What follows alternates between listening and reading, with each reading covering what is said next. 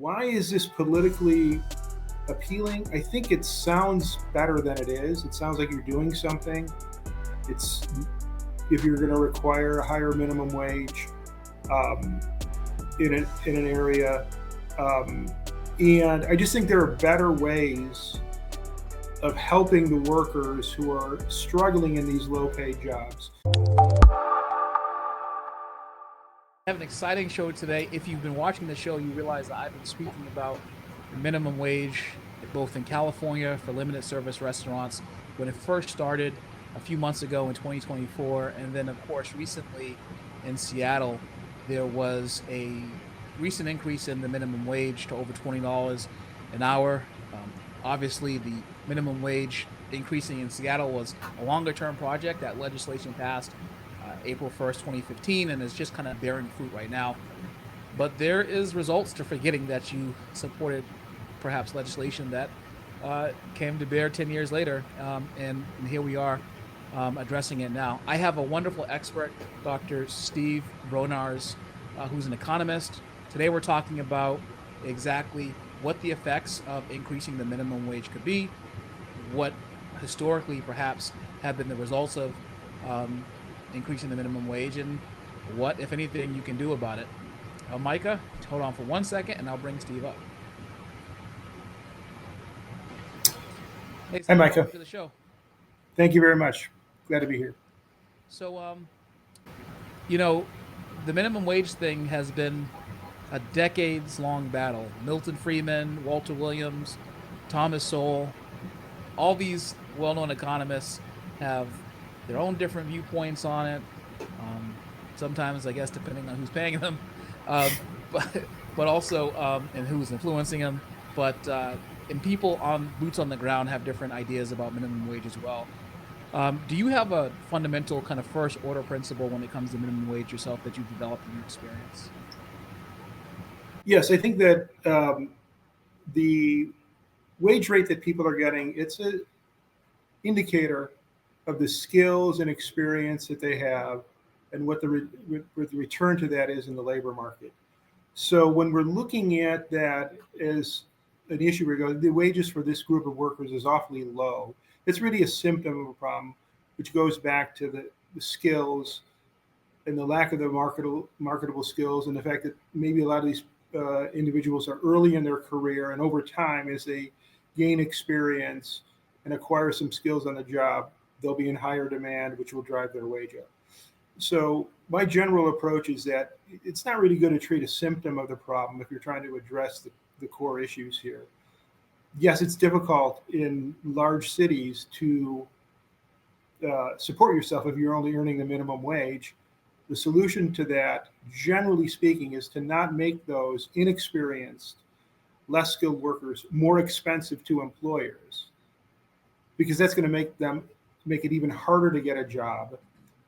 The issue should really be, how can we better prepare workers coming out of high school or with an associate's degree, or even people who have a GED or didn't finish high school, to take jobs that are valuable enough to the employer that they can make $20 an hour without the government intervening and requiring that pay. So that would be my view, is that that's not going to be a solution for the problem faced by these individuals in low-wage jobs.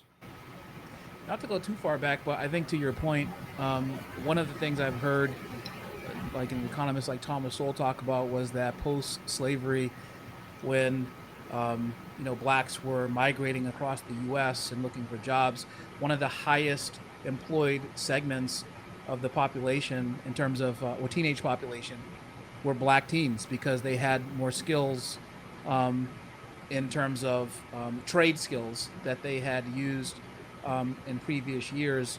And so it kind of shows that, when skills go up, even in times that obviously were difficult for African Americans across the United States, they still had opportunity in some sectors to be able to earn money with the skills that they had developed in previous time.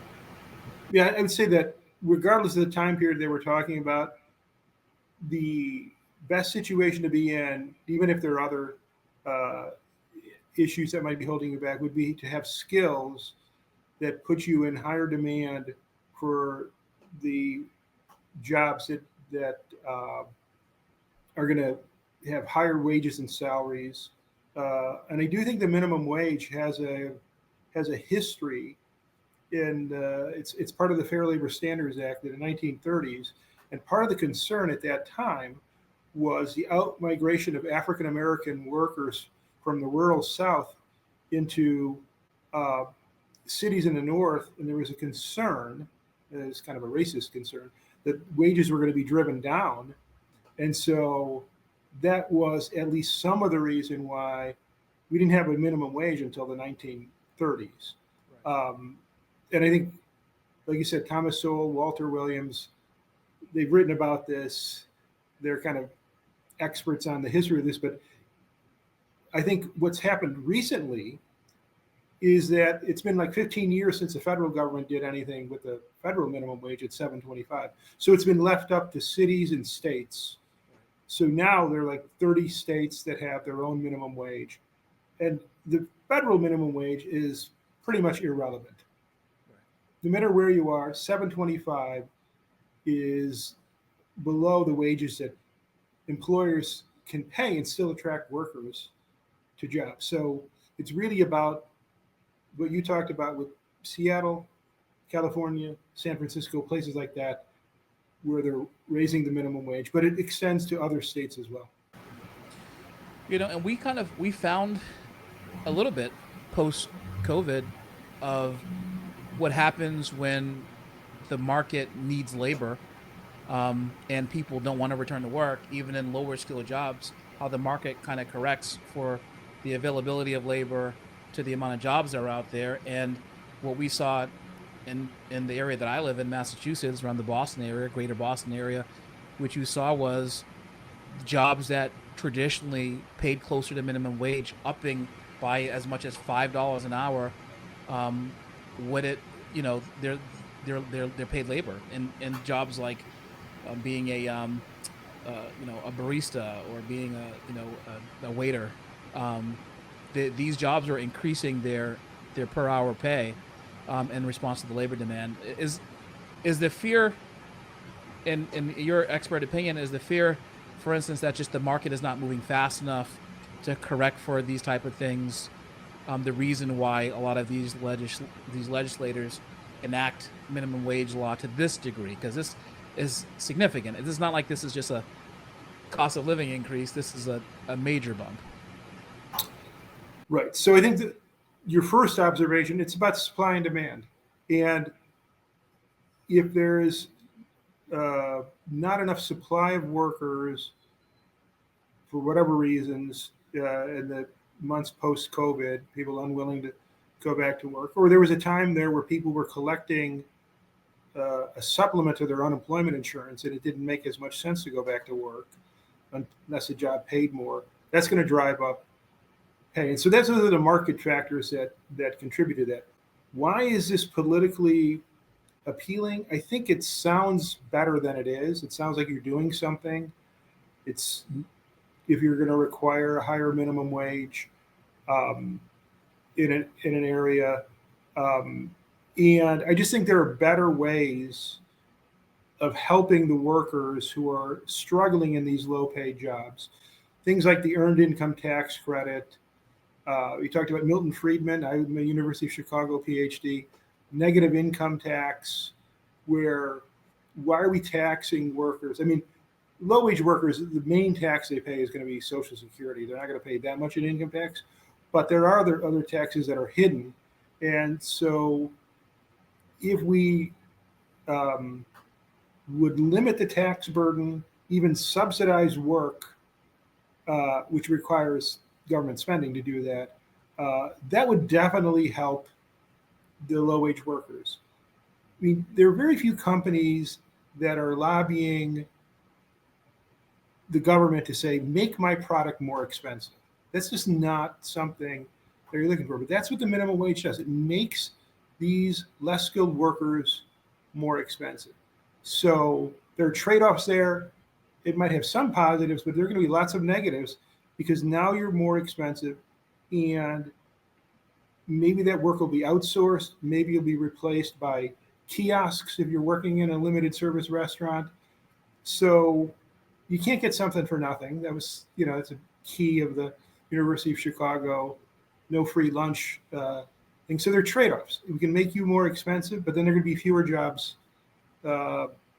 available because the demand for labor is responsive to the price of labor. And so that's a problem. Yeah. And so you wrote a piece on the $20 California minimum wage. You wanted to weigh in on the argument was the amount of jobs that were lost. Right. There was the Wall Street Journal that had reported that nearly 10,000 jobs were going to be lost, and the LA Times had reported that it was fake numbers, and yes, everyone was being excited, a little excitable when it comes to minimum wage. But your conclusion in there was actually interesting. Would you mind just expounding on what you found? Right, and I've looked at the data since I wrote that, and what I can say, updating what I did there, is that the growth in employment in limited service restaurants in California has completely stalled. If we look at the last few months of data and we compare it to a year prior to that, when the law hadn't been in effect yet, but was had been passed, there's essentially no growth in employment. So people who were advocating for it said, well, it didn't cost any jobs. But the thing is, what are you comparing it to? And so that was in the Wall Street Journal article. The author, Heather Haddon, who writes a lot about the restaurant industry, said, not that employment in restaurants fell, but the rest of the economy in California was growing, and employment in restaurants wasn't growing. And so if you look at that delta, that difference, that's where you get that number. And so I do see that same kind of difference, because whenever you're talking about these kind of policy changes, you need a benchmark against which you're comparing this. But it's not enough to say, well, the number of jobs didn't go down. It's like, well, what would have happened had there not been an increase from $16, which is the minimum wage in California, to $20? And I think the other thing that I pointed out is that not every restaurant in limited service restaurant in California is subject to the rule. It's kind of an odd rule that says if you have 60 or more national locations, then you have to pay the higher wage. But if you're a small business that only has 59 or fewer, you don't. So it obviously is a kind of change in the law that could help some businesses if your competitors have to pay more, and it's going to hurt other businesses. But it's a little bit of like picking winners and losers. Like, we want fewer chain restaurants and more small businesses, which this is a kind of an odd way to try to encourage that. But it's interesting to me how certain publications, the LA Times, the Atlantic, they're very interested in getting out there and saying it didn't really cost any jobs. And the point is, it had to have cost some jobs relative to what would have happened absent that, even if the actual number of jobs just stayed the same, it didn't go down. Right. It's like you sign a contract for $1 million, you get the first two payments of $250,000, and then you don't get the rest. Do you really have a contract for $1 million? Yeah. And I think the other thing that I tried to point out when I've written about this is that the hardest thing this is when people are talking about these numbers, these are not from the industry studies. They're from a more general government survey. And one of the hardest things for this government survey to pick up is the closing of businesses, because it's a survey that you're voluntarily responding to. And if there's a non-response, it's impossible for the Bureau of Labor Statistics to know, is that business no longer operating, or did they just choose not to send in the monthly figures? So I think you can go back to late in the summer of 2024 when there was an announcement, I'm not sure if your audience was familiar with this, but they said there are 818,000 private sector jobs that really never were created but were reported by the BLS. And the question is, how could they be off by that much? Well, it's a huge economy. So 818,000 is, only a couple percent of the labor force. But the most likely reason why you don't know that is because when businesses were failing, the Bureau of Labor Statistics was saying, oh, they're just not responding to the survey, because most businesses don't respond to the survey. Not, oh, that business failed. So I think the thing to look for, they counted those numbers, they kind of extrapolated, oh, and then once they did more of a census, they realized, oh, those businesses aren't there. We have to subtract those jobs. So I think that's not been fully incorporated over this time period we're talking about. So we're not really going to know what the effect of this is on these limited service restaurants in California until we get more of a census of who's there and who isn't. The research that I've done shows that about half of the restaurants are from these small businesses that don't even have to abide by the law. The other half do. And then a bunch of people in those restaurants that do have to abide by the $20 minimum wage. They're managers and supervisors and more experienced workers that actually already make more than $20 an hour. And then you take into account there are places like San Francisco where the minimum wage is already higher than that. So of course, in the Bay Area, they're not really affected by the law in the same way that they would be in the Central Valley of California. So it's a very nuanced issue about really what the impact of this particular law has been so far. But as time plays out, we'll have a better idea. It certainly is nuanced. And if you think about the fact that, okay, the minimum wage law would apply to restaurants with 60 or more restaurants, that puts it squarely in the realm of franchised restaurant companies. The problem with franchise restaurant companies, and this is not for every franchisee, but the majority of franchise-owned restaurants, the operators own one location. And so these are essentially small business owners with a single location with workers. So in theory, yes, you are making the chain with 60 restaurants, and on paper it sounds good that you're making, the super wealthy restaurant owner with 60 restaurants pay a little bit more to their restaurants because they're making these huge profits. But on a fundamental baseline level, if the majority of franchise owners are single unit owners, what really is happening is these single unit owners who are small businesses with the national name are getting crushed.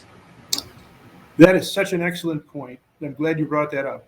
That's 100% correct. And there's going to be very few of these entrepreneurs who on their own would be operating 60. It may be more than one, but it's going to be a handful, right? And this is an opportunity for accumulating wealth, in providing services to the community, employing people. And so it's not clear why, because you're under the umbrella of this national brand, that we should view you as a corporate entity, which seems to be, I'm not sure why they chose this cutoff at 60, but it's about half of the restaurants are in chains that are that big, and the other half are either independent or they're in smaller local or regional chains. So, but you're right. They're small businesses on either side of that 60 location cutoff. So the true impact of helping the low wage worker, and then that we talk about trade-offs. The first principle in economics is the fact that you're going to trade off a lot of these single unit owned restaurants, where in the restaurant industry it's just known that they operate on very thin margins to begin with, as restaurant owners, obviously, because those businesses function on high volume, which is why their margins are typically a lot lower. But then a 20% increase in in a minimum wage as a result of you owning one unit, let's say of a franchise company, and you own one, you get a 20% increase in labor cost. That would crush a lot of small businesses. Small businesses operate often on the margins, and then a 20% increase in whether it is inflation or labor cost or whatever the operational costs would damage most businesses, that to that degree. Right, and I would say that the the other key thing about the law of demand as it applies to labor is how much more are your customers willing to pay for the end product. If you raise the price, are they going to choose not to eat out as much?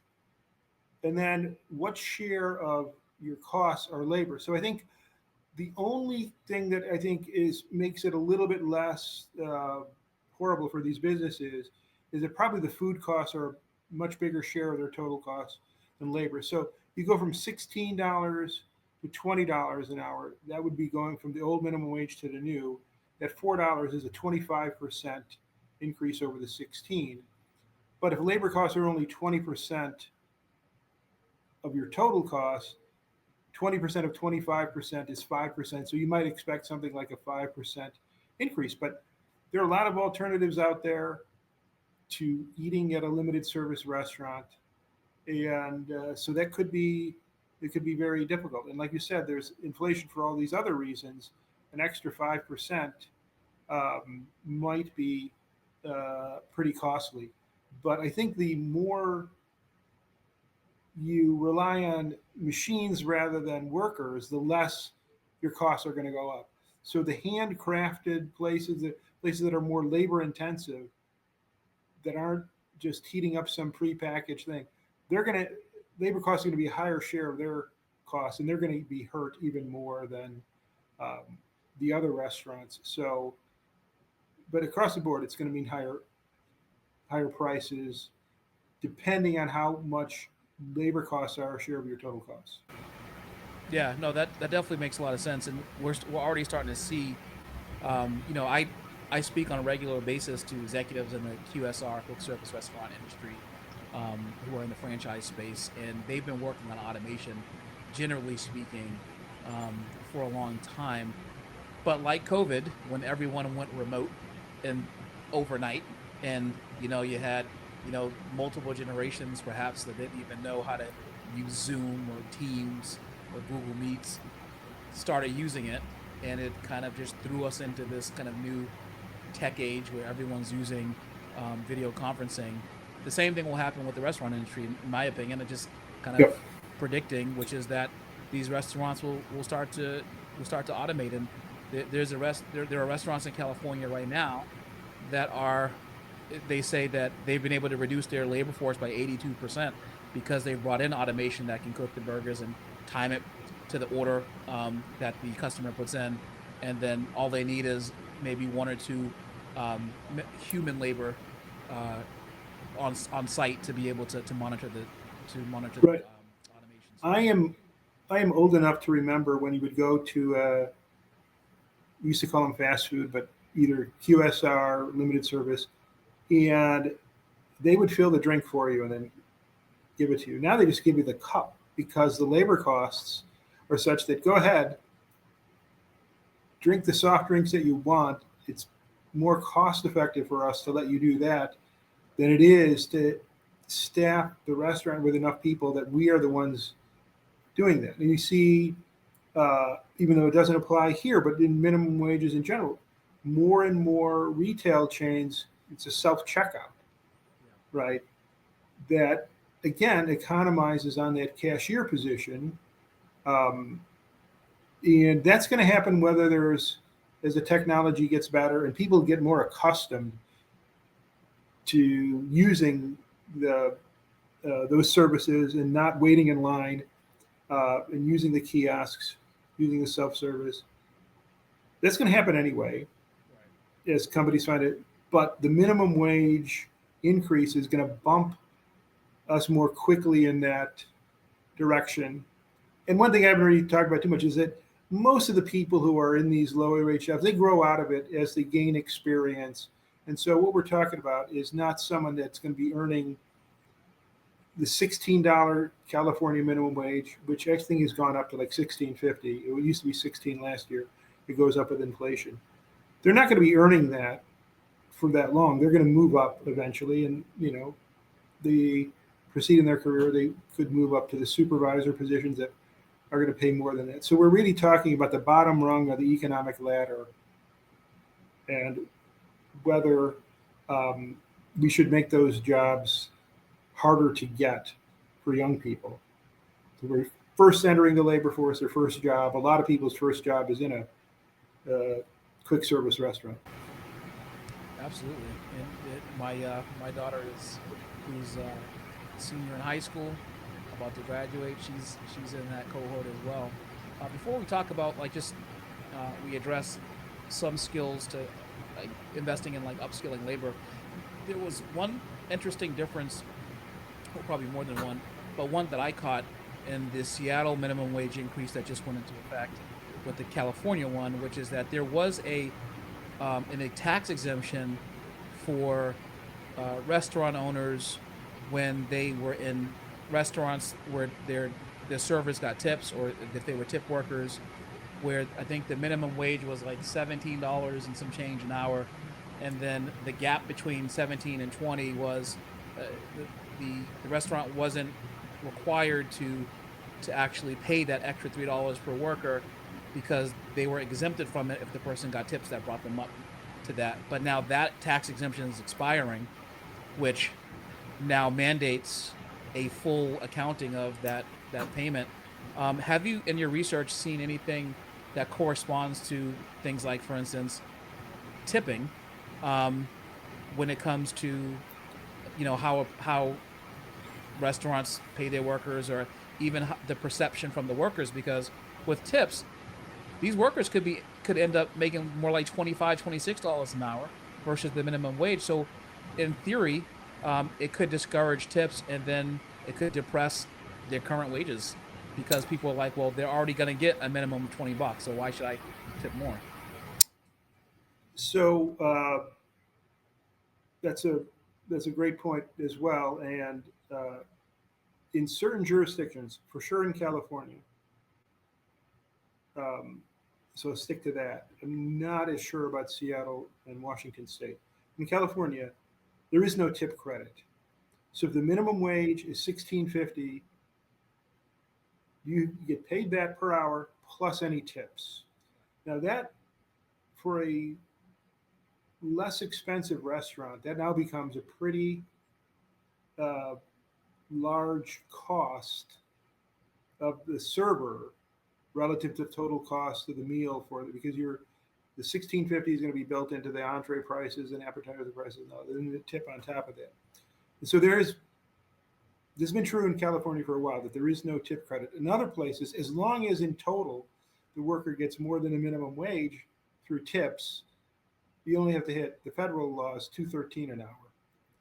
And then, but in some states it might be $5 an hour, but it's a lower threshold. So what's happened in California is there's been much more growth in like the limited service restaurants, where you go and get the food yourself when it's ready. There's less servers, and that's in part responsive to the fact that the minimum wage in the full service restaurants is separate from the tips that would then be in addition to that. So if it's a high enough end restaurant where the costs of the meals are high enough, and maybe the price sensitivity of the customers is less, then it might be worth it to do that. But I think for these restaurants in the middle, they want to be more than just fast casual, but they have to pay $16.50, plus they're going to ask the customers to tip. That can be kind of expensive. So I do think how the tipping policy works determines which restaurants are going to say limited service, and which restaurants are going to say, oh, we're going to have the service staff that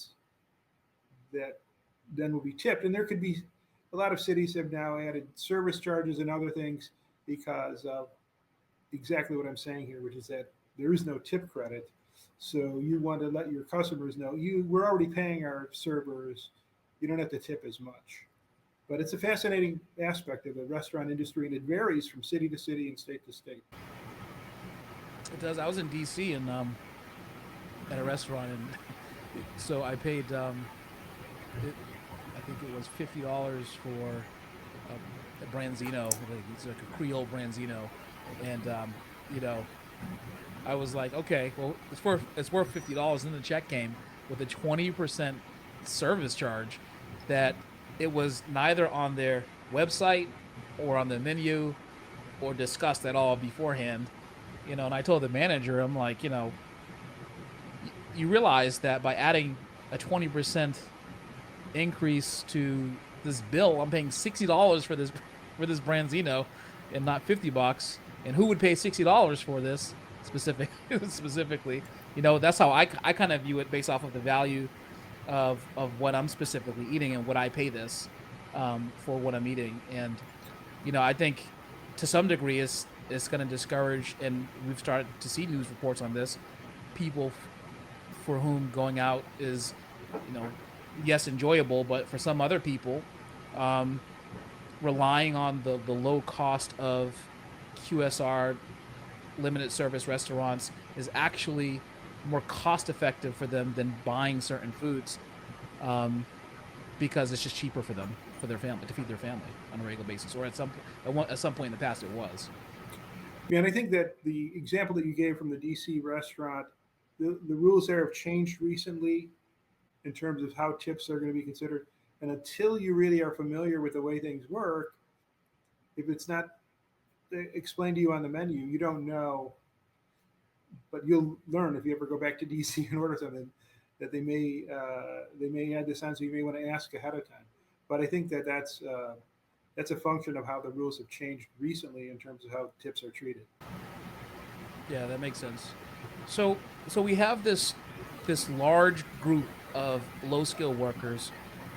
Whether the number is 5,000, whether it's 10,500 workers that will lose their jobs due to adjacent reasons to the minimum wage, to just the natural flow of the economic conditions, to the automation, or due to a mixture of factors therein, there are going to be thousands of low skilled workers that lose their job, specifically in this industry. What have you thought about in terms of ways that there can be incentives for these low skilled workers to upskill themselves into higher paying jobs by skill acquisition, skill stacking?